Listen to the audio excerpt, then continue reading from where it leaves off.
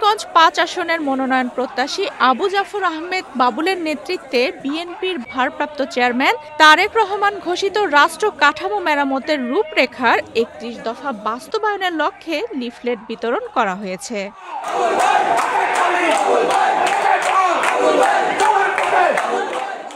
২১শে অক্টোবর মঙ্গলবার বেলা ১১:৩০ থেকে নারায়ণগঞ্জ শহরের বিভিন্ন এলাকায় বিএনপি ও সহযোগী সংগঠনের নেতাকর্মীদের নিয়ে লিফলেট বিতরণ কার্যক্রম শুরু হয়। একমাত্র স্মার্ট সিটি বসুন্ধরা, আধুনিকতায় এক ধাপ এগিয়ে।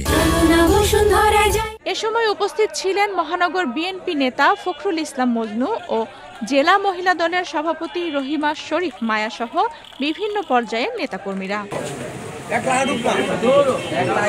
বিতরণের সময় নেতাকর্মীরা স্লোগানে এলাকাকে মুখরিত করে তোলেন এবং বিভিন্ন শ্রেণী পেশার মানুষের হাতে লিফলেট তুলে দেন। এই ৩১ দফা লিফলেট বিতরণ করতেছি প্রতিদিন।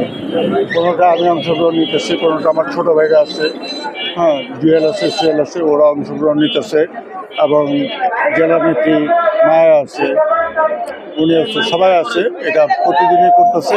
প্রতিদিনের ন্যায় কোনোদিন আমি জয়েন করতে পারি, কোনোদিন পারি না। তা আজকে স্টার্ট করছি, আমি ওদের সাথে নিয়ে আজকে শুরু করতেছি। উদ্দেশ্যটা ৩১ দফা যার জনসংযোগ করা, ৩১ দফা রয়েছে, হাত ঘরে ঘরে পৌঁছে দেওয়া, সবার অবহিত করা।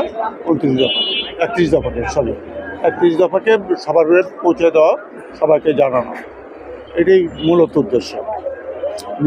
নির্বাচনী প্রচারণার একটা অংশ ৩১ দফা।